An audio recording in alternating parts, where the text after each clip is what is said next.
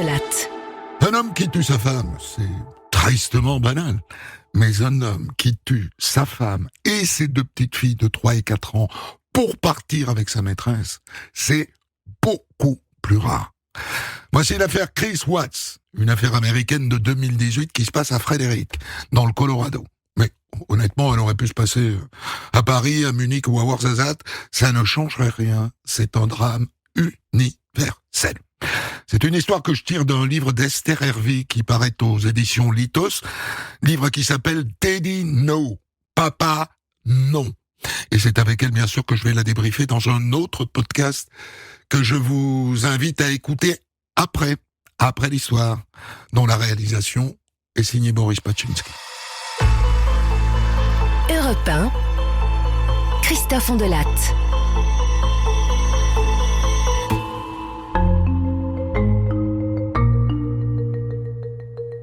Un matin d'août 2018, Nicole Hutchinson ouvre les yeux. Elle regarde son portable. Tiens, pas de message. Son ami Shannon Watts ne lui a pas envoyé de message. Rien sur Facebook et rien non plus sur WhatsApp. Or, elle la connaît très bien, Shannon. Elle travaille avec elle, chez Level, une entreprise qui fabrique des produits naturels et des compléments alimentaires.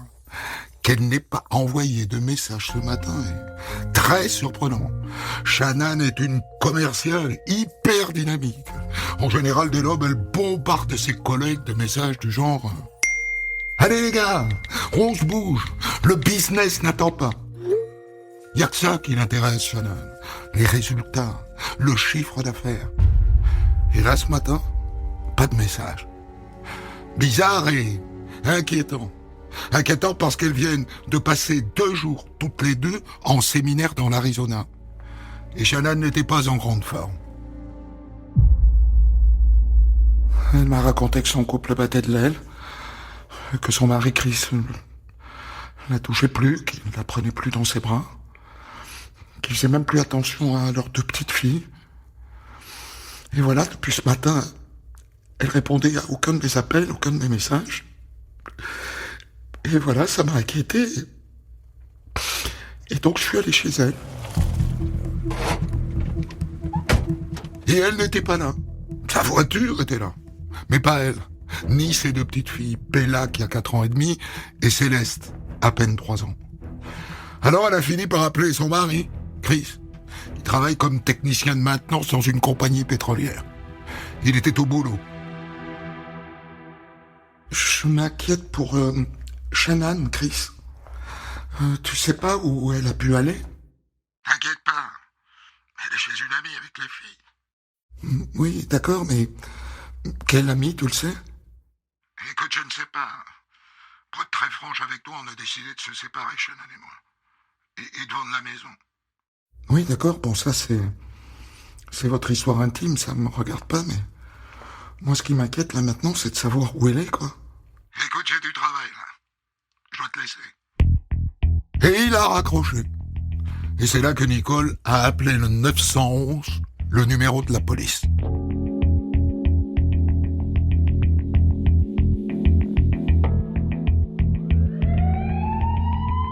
Les policiers débarquent chez Shannon et Chris Watts en fin de matinée. Ils tambourinent à la porte. Pas de réponse. Juste les aboiements de Dieter, le petit teckel de la maison. Et c'est là qu'arrive Chris, le mari. Il se gare devant la maison. Et c'est lui qui ouvre la maison aux policiers. À l'intérieur, tout est bien rangé. Mais il y a un truc qui est intriguant. La valise de Shannon est là, posée en bas de l'escalier. Et à côté, il y a ses chaussures et son sac à main. Et dans le sac à main, il y a ses médicaments. Elle a un lupus, Shannon. Terrible maladie. Elle ne peut pas se passer de ses méthodes. Et elle serait partie sans eux.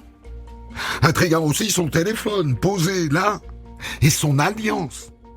Et plus intriguant encore, dans la chambre conjugale, sur le lit, il n'y a pas de drap.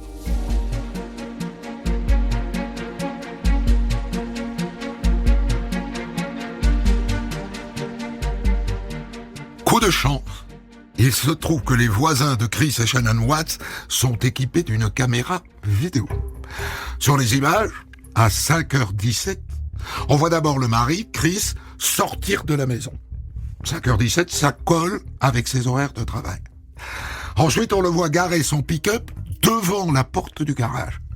Il dit que c'était pour charger du matériel pour son boulot. Ça, c'est pas sûr. Hein. Parce qu'après, sur la vidéo, il ne se passe plus rien. On ne voit jamais sa femme et ses 2 petites filles sortir de chez eux. À partir de maintenant, dans la tête des policiers, et dans celle des voisins, et dans celle de Nicole, l'amie, une idée commence à faire son chemin. Chris a tué sa femme et ses enfants. C'est pas des outils qu'il a mis à l'arrière de son pick-up. C'est leur cadavre.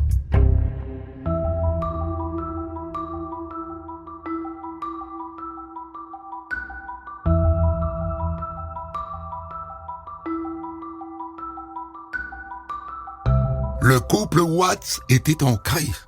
C'est ça le décor de cette disparition. D'après les proches, ça a commencé au tout début de l'été, fin juin. Il y a donc 6 semaines. D'un coup, Chris est devenu froid et distant. Et Shannon n'a pas compris pourquoi. Elle a essayé de lui tirer les verres du nez. Il lui a dit qu'elle se faisait des idées. Ça l'a rendue folle, quoi. Son mariage partait à volo. Et elle savait pas quoi faire. Et le pire, c'est quand il lui a dit qu'il n'était pas sûr de vouloir un 3e enfant, alors qu'elle était enceinte de plus de 2 mois.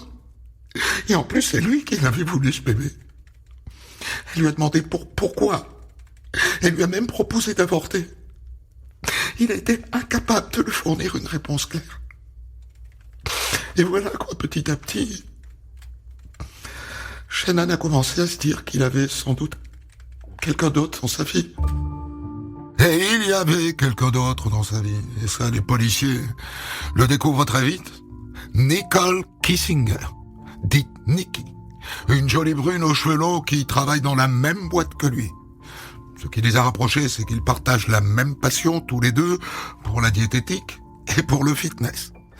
La rencontre remonte à début juin, pile au moment où Chris Watts a commencé à devenir bizarre à la maison. Bizarre, distant et froid.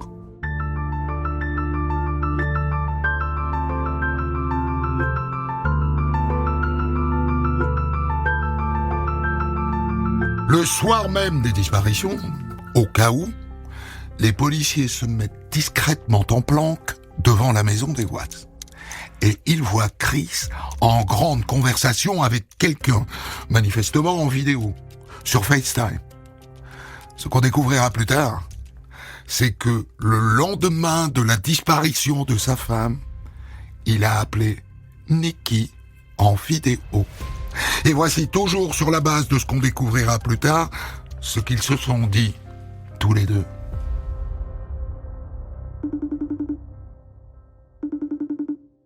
Chris, j'ai une question. On est allé chez toi tout à l'heure. Pourquoi il n'y avait pas de drap sur le matelas dans votre chambre à toi et à ta femme? Je les ai mis à laver. J'ai fait du ménage pour m'occuper de l'esprit, quoi. D'ailleurs, il faut que je lave les draps des filles aussi. Ils sont sacrément mauvais. Hein. Elle commencerait à avoir des doutes, elle aussi. Nikki?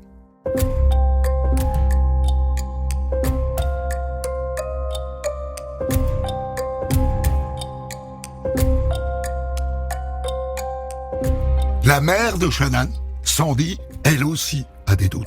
À 4h38 du matin, le lendemain de la disparition de Shannon et de ses 2 petites filles, elle appelle un policier pour les partager, ses doutes. D'abord, moi et mon mari, on pense que la disparition de Shannon et les filles, c'est criminel. Je voulais vous dire qu'on pense à notre gendre. Chris est impliqué dans ça. On pense que le soir où Shannon est rentré de son séminaire, ils se sont disputés et il l'a tué. Et leurs 2 petites filles de 3 et 4 ans aussi. Et qu'ensuite il a dit qu'il était allé travailler avec son fourgon, mais c'est pas vrai. Il a très bien pu mettre les corps dedans et, je sais pas, aller les jeter quelque part.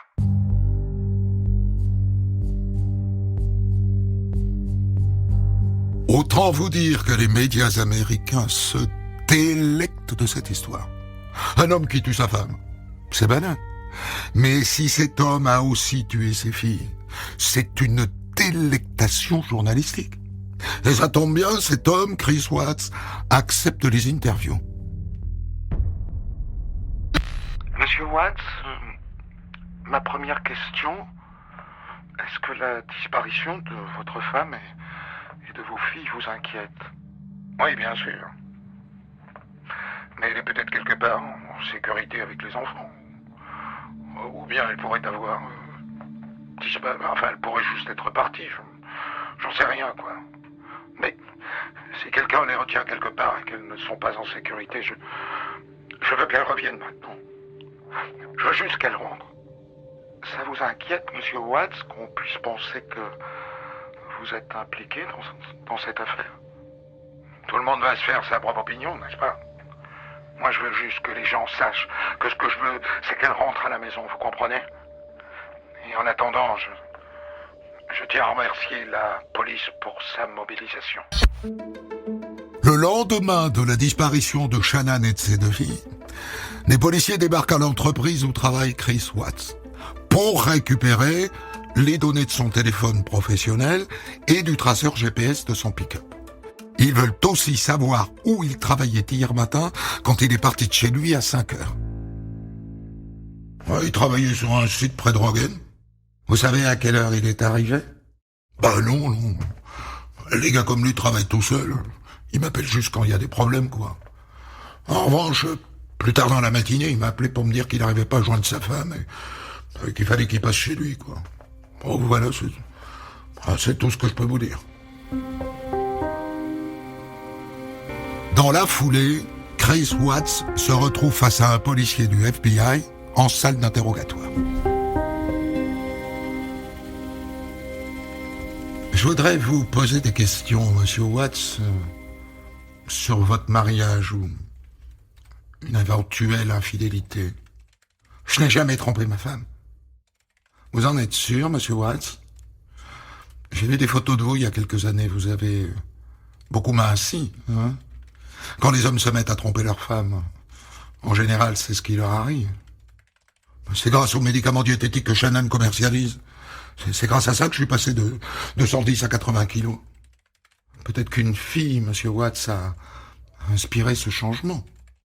Non, je vous jure que non. Et vos filles, monsieur Watts? Mes filles, ce sont mes rayons de soleil. Je serais capable de mourir pour elles. Je pense que vous essayez de faire bonne figure, monsieur Watts. Mais je suis certain qu'il y a quelque chose que vous ne me dites pas. Rien de ce que vous m'avez dit ne ressemble à la vérité. J'aimerais qu'on fasse le test du polygraphe demain. Le test du polygraphe. Autrement dit, le détecteur de mensonges.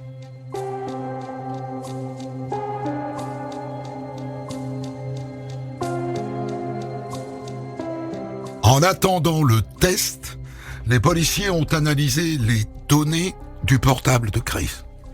Dans les semaines qui ont précédé la disparition, il a passé beaucoup de temps avec cette Nikki. De plus en plus de temps. Le 21 juillet, par exemple, il est allé avec elle à une course de voiture. Ils partagent aussi cette passion, tous les deux. Et d'après les copines, il a dit à Shannan qu'il y allait tout seul. Et ce jour-là, sur son portable, il a cherché d'autres idées de sortie avec Nikki. Dancing espagnol près de chez moi. Vin rouge d'Argentine.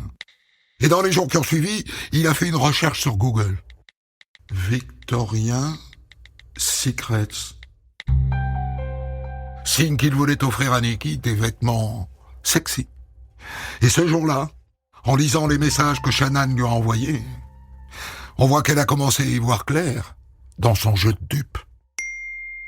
Pendant que tu travailles, que tu vis ta vie de célibataire, moi je porte notre 3e enfant.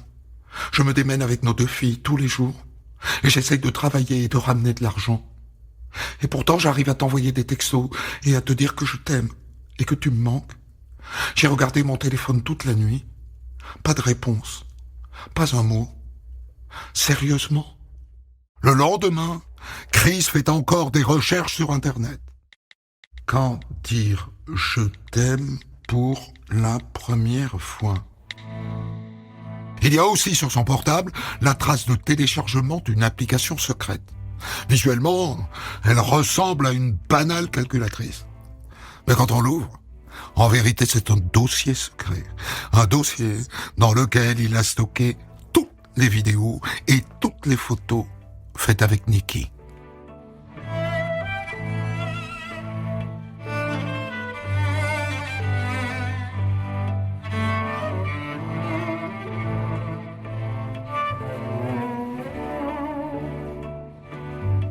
Remontons maintenant une semaine avant la disparition.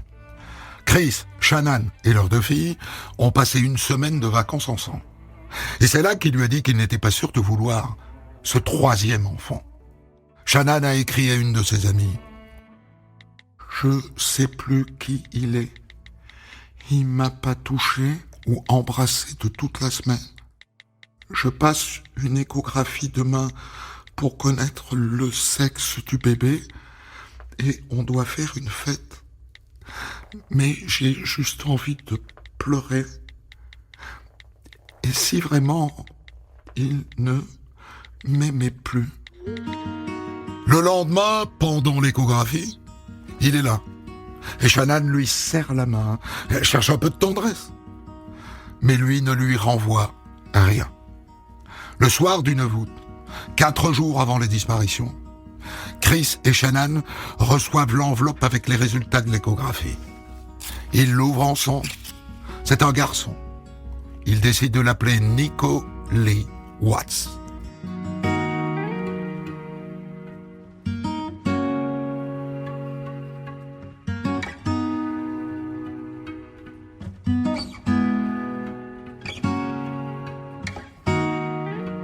Ça fait 2 jours que Shannan et les 2 petites filles ont disparu. Et Nikki, la maîtresse, qui sent le vent tourner, décide de contacter la police. Elle sait très bien que sa relation secrète avec Chris a été ou va être découverte. Et elle ne veut pas avoir l'air d'être complice de quoi que ce soit.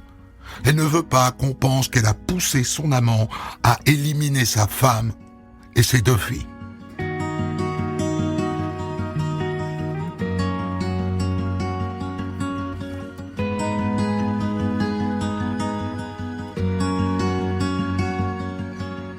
C'est maintenant que Chris passe le test du polygraphe.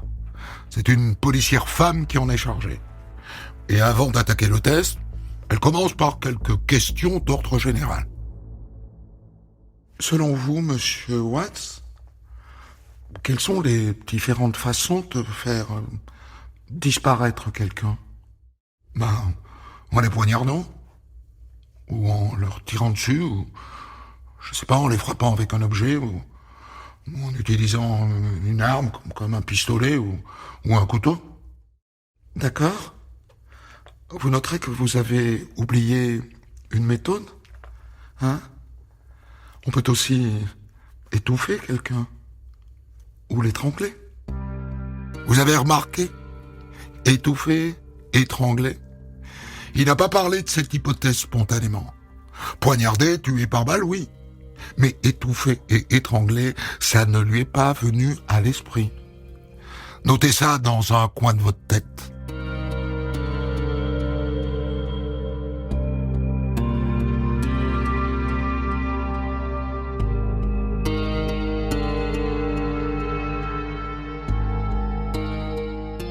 Bon, maintenant le test. La policière lui pose le matériel, des petites pinces au bout des doigts, et c'est parti. Bien.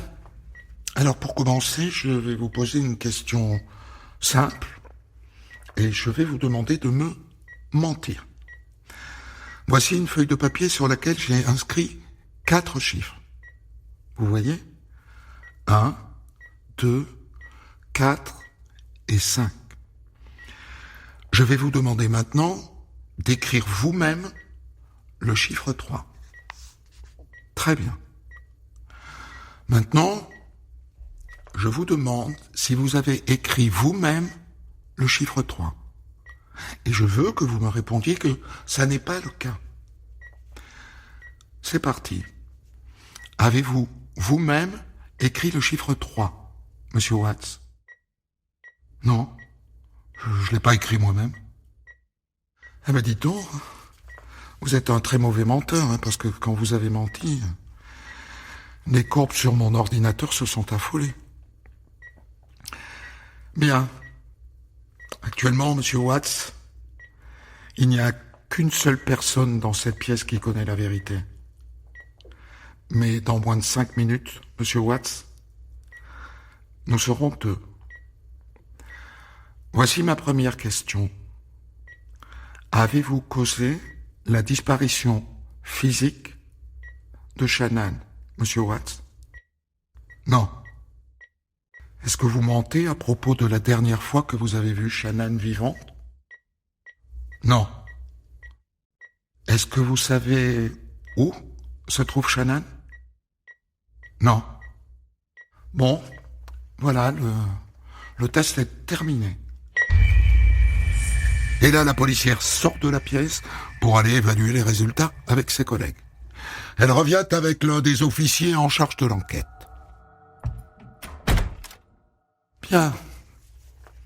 Pour être très franc, vous n'avez pas réussi le test, Monsieur Watts. Je suppose que vous le savez. Alors maintenant, il faut qu'on sache ce qui s'est passé. Je crois que vous pouvez nous le dire. J'ai pas menti. Je vous promets. Non, Monsieur Watts. Ça n'est pas une option, ça. Vous avez raté le test. Alors je vous repose la question. Qu'est-ce qui est arrivé à Shannan et à vos 2 filles? Je sais que vous avez envie d'en parler. Je le vois sur votre visage. Je veux juste qu'elles rentrent. Vous savez, Monsieur Watts, qu'elles ne rentreront pas. Vous le savez. Mais il n'avoue rien. Et sans aveu, il va falloir le laisser partir. Le polygraphe ne suffit pas pour garder quelqu'un. Monsieur Watts, où sont votre femme et vos filles quand vous quittez la maison très tôt le matin? Dans la maison, je vous dis. Quand je pars à 5h15 du matin, elles sont dans la maison. Et elles en sont parties après, dans la matinée. Non, Monsieur Watts. Le matin, on ne les voit pas partir sur la vidéo de votre voisin. Jamais. La seule manière pour elles de quitter votre domicile, c'était votre pick-up, Monsieur Watts. Mais il ne craque toujours pas. Et c'est là qu'il demande à voir son père. Son père qui l'attend dehors et qui l'a accompagné pour passer le test du polygraphe. Monsieur, venez. Chris veut vous parler seul à seul. Il va vous dire, j'espère, ce qui s'est passé. Le père entre dans la pièce. Il va s'asseoir tout près de son fils. Et les policiers se retirent. Il n'est pas idiot, le père. Et Chris non plus. Ils savent que la conversation est filmée. Est-ce que tu peux me dire ce qui s'est passé, Chris? J'ai raté le test du polygraphe, papa. Ils vont pas me laisser sortir. Mais qu'est-ce qui s'est passé? Dis-le-moi. Shannan, elle leur a fait du mal. Je comprends pas. Elle a fait du mal aux enfants. Et toi, tu lui as fait du mal, c'est ça? Elle les a étouffés, papa. Étouffés? J'ai eu peur, putain. C'était mes gosses. Alors j'ai fait la même chose. Il est en train de dire à son père que Shannan a étranglé les 2 filles et que lui l'a étranglé à son tour. Et puis les policiers reviennent et il leur raconte la même histoire. Il dit qu'après avoir parlé de séparation avec Shannan, il était dans la cuisine, il est remonté et il a regardé l'écran du système de surveillance vidéo des enfants. Une caméra dans chaque chambre. Il a d'abord regardé la chambre de Bella. Elle était allongée sur son lit sans couverture. Il a trouvé ça bizarre. Et après, il a zappé sur la chambre de Céleste. Et là, il dit qu'il a vu Shannan sur le lit de Céleste en train de l'étrangler. Elle a fait du mal à mes enfants, putain! Je devais lui faire la même chose. Personne ne croit à cette version. Et surtout pas le procureur.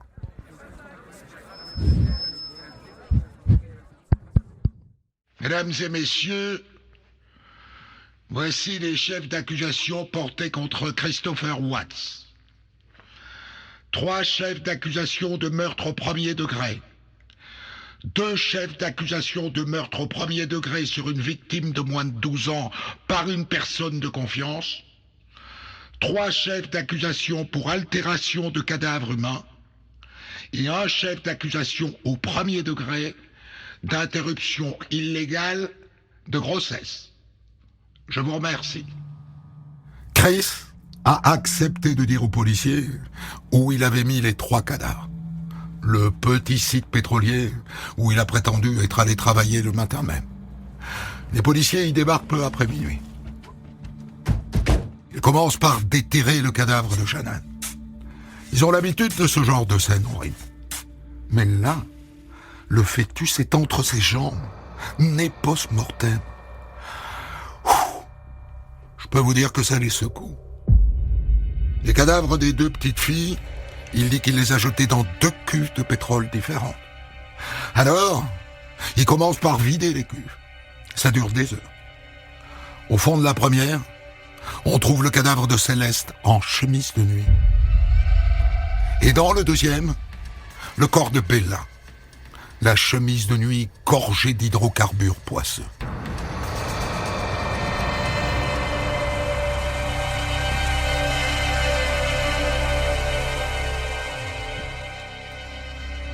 Finalement, sur les conseils de ses avocats, Chris Watts choisit de plaider coupable des 9 chefs d'inculpation, à une condition, qu'on ne requiert pas contre lui la peine de mort. Et donc, il n'y aura pas de procès, il n'y aura pas de jury, juste une audience devant un juge, un face-à-face avec la famille de Shannon, pour qu'elle puisse vider son sac. Je te faisais confiance, Chris, pour prendre soin d'elle, pour pas les tuer. Et elle te faisait confiance aussi. Tu es un monstre sans cœur. Tu les as jetés comme des ordures. Tu me dégoûtes, Chris. Tu me dégoûtes. Et à la fin de l'audience, comme prévu, Chris Watts est condamné à 5 peines de prison à vie incompressibles.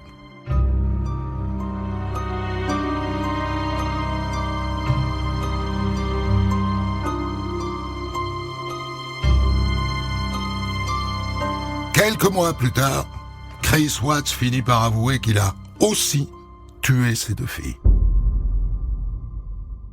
Le matin, quand j'ai réveillé Shannon pour parler, je lui ai dit que j'allais prendre un appartement. Et elle s'est mise à pleurer. Et elle m'a dit qu'elle m'aimait. Ça m'a tellement énervé que je lui ai balancé « Moi, je t'aime pas ». Et là, elle s'est mise en colère. Elle m'a dit que si je partais, je ne reverrais plus les enfants. À ce moment-là, elle était sur son lit. Je me suis mis à califourchon sur elle. J'ai mis les mains autour de son cou. J'ai serré fort. Pendant combien de temps? Longtemps, je sais pas, entre 2 et 4 minutes. On se regardait dans les yeux. C'est pas du tout débattu. Je pense qu'elle s'est mise à prier. À un moment, j'ai regardé mes mains, je me suis dit, tu dois les retirer de son cou, mais je pouvais pas. Je savais que si je les retirais, elle m'empêcherait de voir Nicky. Alors j'ai continué. Ses yeux sont remplis de sang. Elle est morte. Il raconte qu'ensuite, il a roulé le corps dans un drap et qu'à ce moment-là, ses filles Bella et Céleste ont déboulé dans la chambre. Et elles ont vu leur mère inanimée. Elles ont commencé à pleurer. Mais lui, ça ne l'a pas arrêté. Il a fini de rouler le corps de Shannan dans le drap. Il l'a tiré jusqu'au rez-de-chaussée par l'escalier. Il dit que la tête de sa femme cognait sur chaque marche. Et vos filles, monsieur Watts, elles ont assisté à ça? Oui.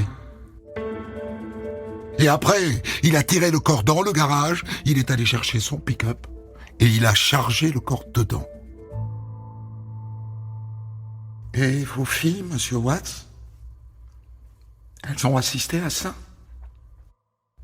Oui.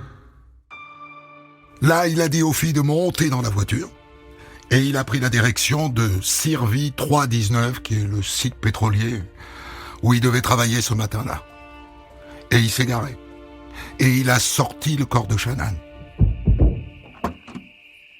Qu'est-ce que tu fais à maman, papa?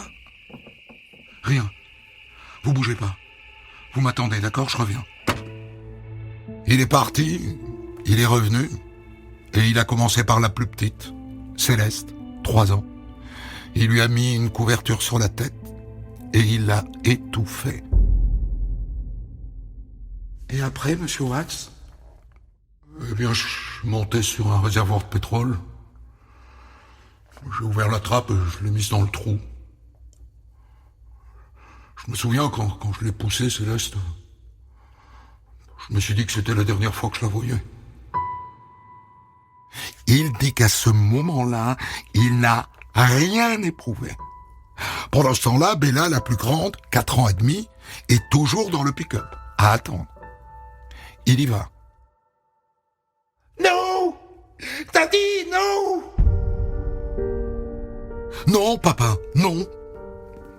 Et il l'a étouffé avec une couverture. Il a grimpé le corps au sommet d'une autre citerne. Il a ouvert la trappe. Mais Bella était plus grande que sa sœur. Ça passait pas.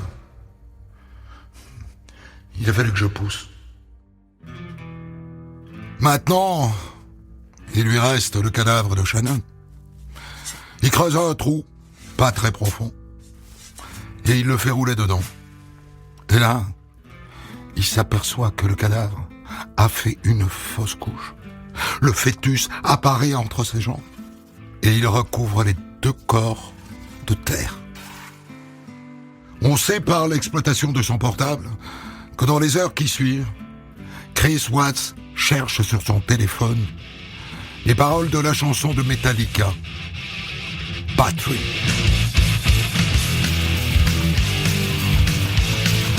Tu détruisais sans limite quand la démence m'a gagné. Personne n'arrête l'agression. La violence lancinante se change en obsession. L'agression est immortelle. L'agression est en moi.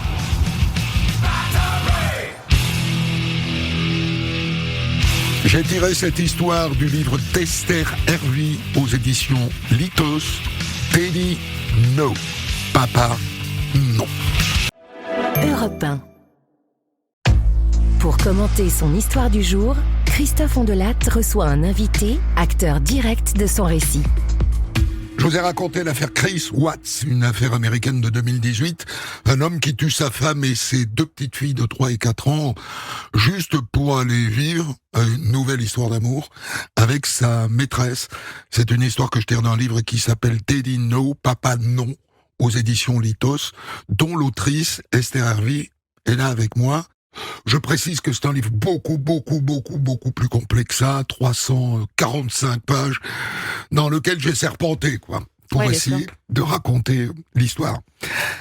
C'est une histoire qui a passionné les Américains ces dernières années. Elle a défrayé la chronique aux États-Unis et aussi un peu en France. Il y a eu un documentaire Netflix, notamment, sur l'affaire, donc qui a été très regardé. C'est d'ailleurs comme ça que j'ai découvert l'affaire et c'était surtout cette cape de normalité autour de la famille. Moi, j'ai plus l'habitude de traiter des personnages comme des tueurs en série. Je m'intéresse vraiment beaucoup à la psychologie des tueurs en série. J'ai écrit un livre sur Ted Bundy, j'ai écrit un livre sur la psychopathie. Et là, en fait, Chris Watts, c'est pas du tout ça. C'est tout le contraire. C'est un garçon qui a travaillé, Oui, voilà, il est extrêmement ordinaire. Il est extrêmement ordinaire. Et il a grandi dans une famille très aimante. Il a eu un parcours absolument lambda. Et donc vraiment, je me suis intéressée au mécanisme qui a poussé un être ordinaire à commettre des actes extraordinaires au sens littéral du terme. Ce qui peut expliquer le succès de cette histoire dans les médias américains, dans l'opinion américaine, c'est aussi, mais ça je l'ai pas dit, mais comme j'ai vu le film de Netflix, j'ai vu les visages.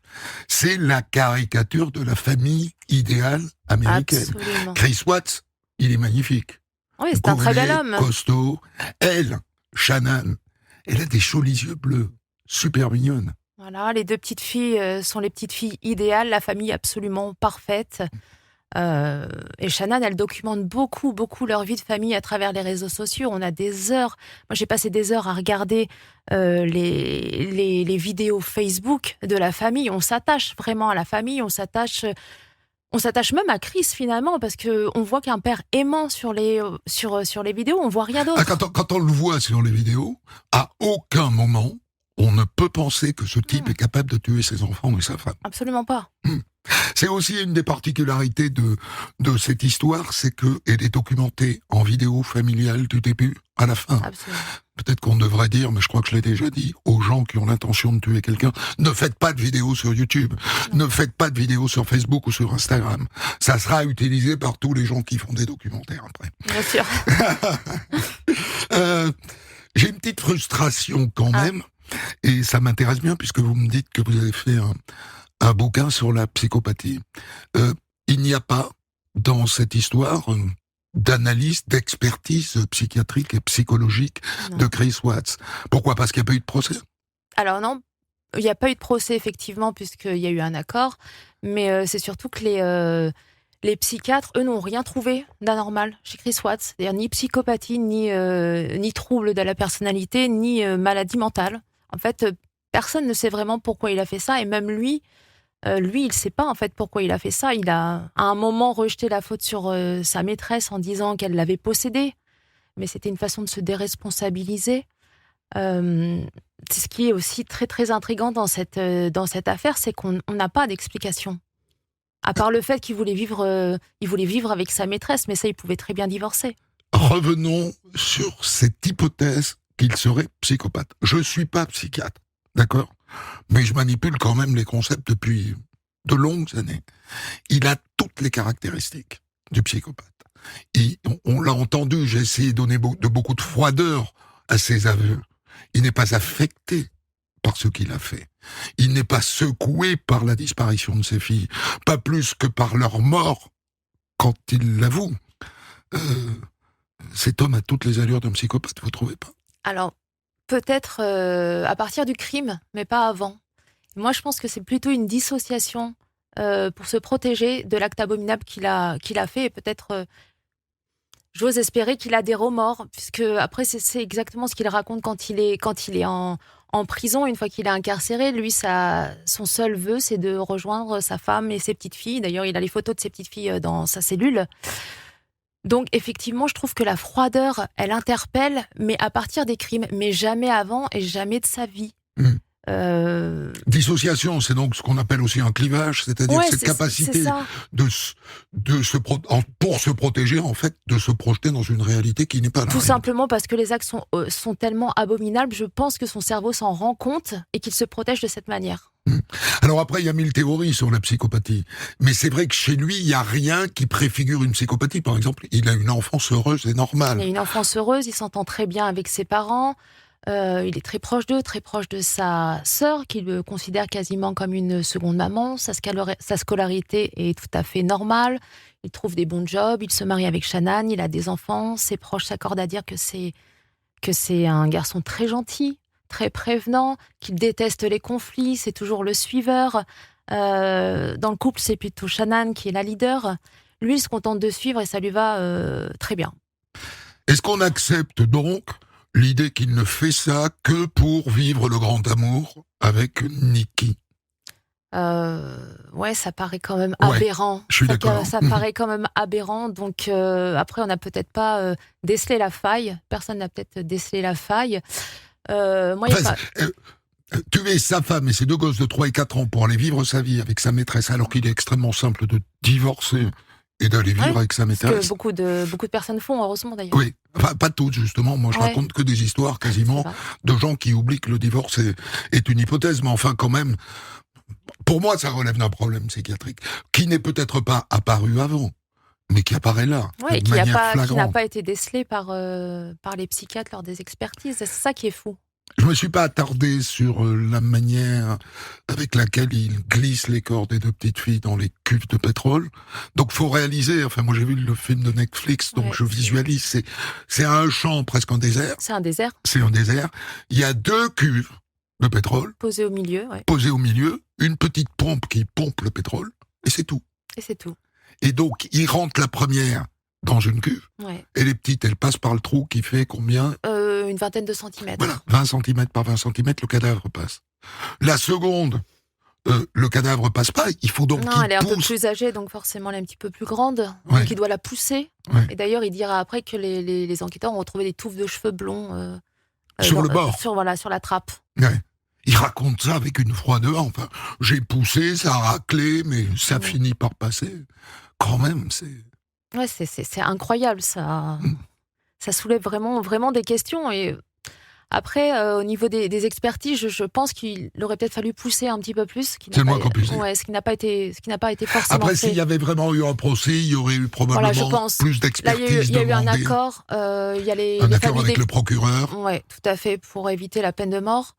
La famille de Shannan ne réclamait pas la peine de mort. Elle ne voulait pas une mort en plus. Donc ça, c'est vraiment C'est intéressant, tout à son honneur. Elle C'est- était contre la peine de mort, donc elle Absolument, ne la réclame absolument pas. Et c'est justement ça qu'on peut souligner, c'est que beaucoup de gens pensent qu'en étant victime soi-même, quand on est contre la peine de mort, on change forcément d'avis. pas. Eh ben non. Et maintenant, il y a des Quand gens on qui ont est vraiment des solide, principes. construit, Exactement. Voilà, et qu'on a des valeurs, on les oublie pas.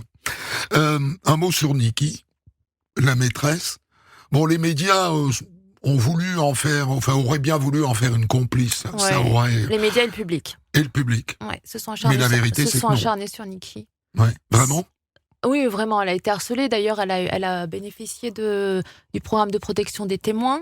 Racontez-moi ce que ça veut dire, ça, parce que j'en Elle- reviens pas. Elle a déménagé. Elle est maintenant sous une nouvelle identité. On lui a filé une nouvelle identité. Oui. Elle a été licenciée de Chana Darko, Oui. parce que ça posait... La société pétrolière Voilà. dans laquelle elle travaille avec Chris. Exactement. Et en fait, si le public s'est un petit peu acharné sur elle, et si les médias se sont acharnés sur elle, c'est forcément comme c'est la maîtresse. Les gens pensent que c'est elle qui a poussé Chris à tuer sa femme pour vivre avec elle. Et c'est vrai que pendant ces interrogatoires, on a décelé quand même des mensonges. Elle a dit qu'elle ne savait pas que Shannan était enceinte, alors qu'on a des preuves dans son historique de recherche internet, qu'elle est allée sur le Facebook de Shannan. Shannan postait tout en public. Elle a posté, il y a une fameuse vidéo, elle annonce sa 3e grossesse à Chris, qu'elle poste sur le réseau social. Et en fait, moi, je pense plutôt qu'elle a été dépassée par les événements, c'est-à-dire qu'elle vivait une histoire d'amour, elle s'est sentie submergée par les atrocités qui arrivaient, elle ne voulait surtout pas se voir, qu'on pense qu'elle soit complice de tout ça. Et pour moi, c'est vraiment juste très humain, et elle a essayé de se protéger par rapport aux médias et par rapport à ce qu'on pouvait penser d'elle. Alors sur le plan technique, il y a un passage qui est super intéressant, c'est le test du polygraphe, qui montre son efficacité. Ouais. L'histoire de 1, 2, 3, 5 ou 1, 2, 4, 5, je sais plus, écrivez le numéro 3 et maintenant dites-moi que vous n'avez pas écrit le numéro 3, c'est futé, quoi. C'est futé, ouais, ça montre vraiment, là, effectivement, comme l'agent du CBI dit très bien, vous êtes vraiment un très mauvais menteur, Chris Watts. C'est-à-dire qu'au moindre On le voit tout de mensonge, suite, quoi. les courbes filent à l'extérieur quasiment de l'écran. Ouais, on se demande toujours pourquoi on n'utilise pas ça en France. Parce que moi j'ai eu des doutes pendant longtemps, mais c'est assez efficace. C'est assez efficace, mais après, je sais pas trop, mais apparemment, scientifiquement, je pense que c'est pas totalement fiable à 100%, donc je pense que ça rentre ça rentre parmi tous les paramètres dont on peut se servir. Oui, d'ailleurs, aux États-Unis, ça ne suffit pas. Non, ce ça n'est ne pas suffit pas. parce qu'on a été positif au test du polygraphe qu'on est inculpé. D'ailleurs, Chris pouvait très bien se lever et partir. À ce stade-là, il n'était pas inculpé. Donc, il pouvait très bien se lever et partir. Je vous invite à revenir sur cette histoire, mais pour le coup, en profondeur, dans les détails. Votre bouquin, j'ai rarement vu autant de détails sur une affaire criminelle que dans celle-là. Il n'y a pas plus complet. J'ai serpenté là-dedans, j'ai forcément un petit peu résumé et je suis passé à côté de plein d'épisodes. J'invite donc tous ceux qui veulent en savoir plus à lire votre livre qui s'appelle Daily No d'Esther Hervy aux éditions Litos. Merci. Merci Christophe, merci à vous. Des centaines d'histoires disponibles sur vos plateformes d'écoute et sur europe1.fr.